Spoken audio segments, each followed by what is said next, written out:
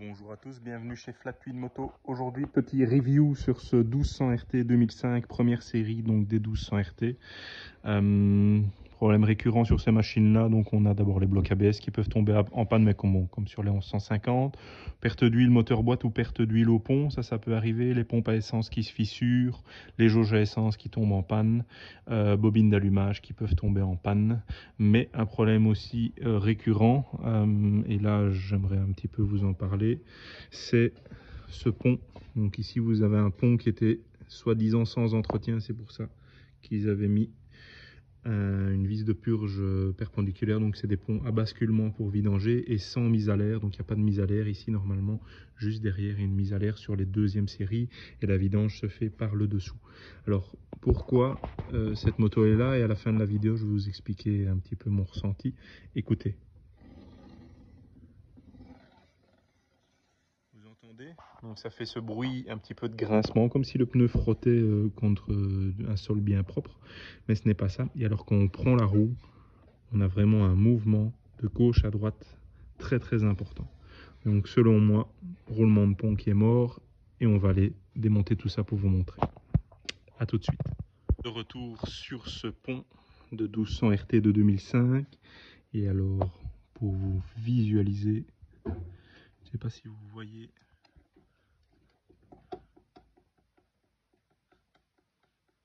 Vous entendez le bruit. Énormément de jeu dans ce pont.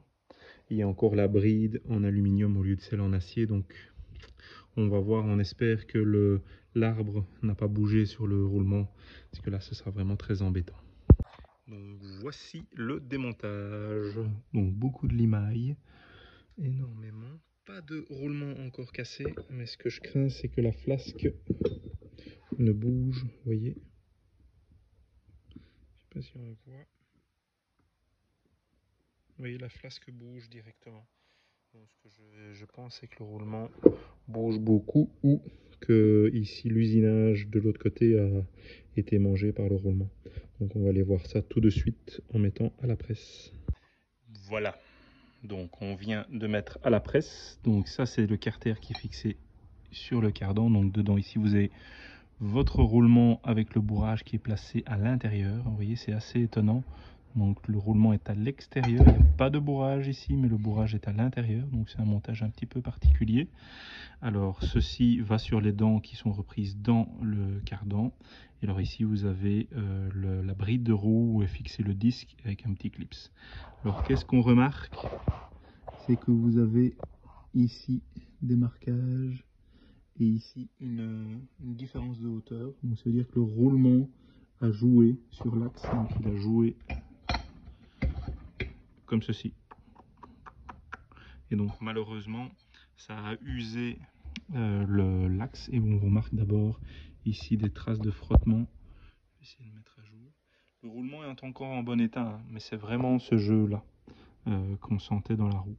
Alors pour comparer avec une pièce qui vient d'une autre moto, je ne sais pas si vous voyez ici il y a un début de dent qui est parfaitement lisse, et ici tout est tanné.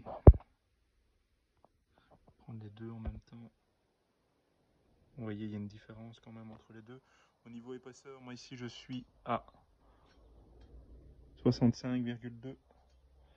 Et ici, la partie usée, je suis à 64,85. Donc ça, il faut que je vois l'intérieur des nouveaux roulements, voir à combien on est, et voir si c'est possible, mais ça m'a l'air vraiment pas bon. Donc soit on recharge, on réusine et on remet un roulement, soit on repasse sur une nouvelle pièce, mais alors il faut changer aussi la sortie juste ici. Donc ça, c'est à tester. On vous reprend une fois qu'on a une solution. Bonjour, retour sur ce roulement de pont qui bougeait dans sa cage. Donc je vous rappelle que ce roulement bougeait dans toute l'unité du pont. Donc tout ceci ici de l'autre côté était complètement usé. Donc on a fait réusiner, enfin recharger, réusiner. Et on a remplacé le roulement, remis un nouveau bourrage et remis la nouvelle bride de roue. Donc faites attention aussi si vous devez remplacer une roue, vérifiez toujours bien que vous avez les nouveaux modèles de brides de roue en aluminium, donc avec les petits marquages carrés comme ça, en acier pardon, les brides de roue en acier, parce que sinon on a des fissures juste ici et juste là, et là c'est la fixation de la roue, là c'est la fixation du disque. Donc faites attention à ça. On a remis le clips correctement, on a mis ici le petit racleur ainsi que l'o-ring pour éviter que le racleur ne bouge. Et comme vous pouvez voir, l'ancien roulement c'est quand même des roulements mastoc, mais il n'y a pas de jeu dedans, mais c'est vraiment le roulement qui bougeait dans son logement, sur le logement. Donc on vous reprend dans 2 petites minutes après un nettoyage et remontage. De retour sur cette réparation de pont. Comme vous pouvez le remarquer, les dents viennent se loger dans le pignon juste là-bas. Il y a un deuxième roulement à aiguille aussi. Et ici, ne pas oublier l'o-ring. Et alors ça se met comme ceci. Et à ce moment-là, hop, juste avancer un tout petit peu.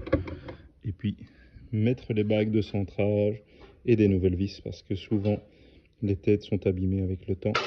Donc voilà, on approche de la fin. On vous reprend dans 2 petites minutes. Et la dernière étape sera de tout fixer, de remettre le bourrage, juste ici le clips ainsi que le cache poussière et on sera bon. On pourra aller essayer et mettre de l'huile bien sûr dans le pont. On vous reprend encore dans 2 minutes, à tout de suite. On a tout refixé, vous voyez, avec la rondelle d'épaisseur, tout est correctement mis. De l'autre côté, nouveau bourrage, ne pas oublier le clips. Pour mettre ce bourrage, il faut cet outil. Je vous mets la référence. Et le clip, c'est pas encore trop compliqué. Hop, voilà, il est mis. Et puis on met le cache-poussière, on remplit l'huile, on refixe le disque, on remet capteur de vitesse avec un nouvel o-ring, l'étrier, la roue, et on va essayer ça une vingtaine de kilomètres pour voir si tout fonctionne.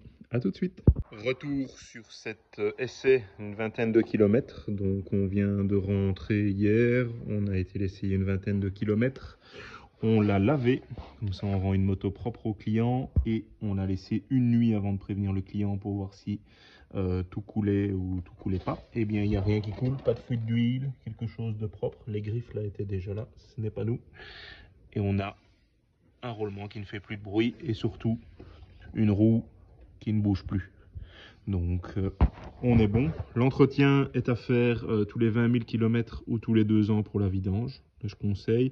L'huile qu'on a mise, c'est de la 80 W90. On peut mettre de la 80 140 ou de la 90 140. Ça fonctionne pas mal aussi. Après qualité, API GL3, API GL4 ou GL5, ça dépend ce que vous voulez. Et je vous avais dit au début qu'il y avait une petite histoire. Pourquoi la moto est là? Parce qu'elle a été refusée au contrôle technique pour un mauvais réglage phare. Uniquement pour ça, carte rouge, réglage phare 15 jours. Donc uniquement pour ça.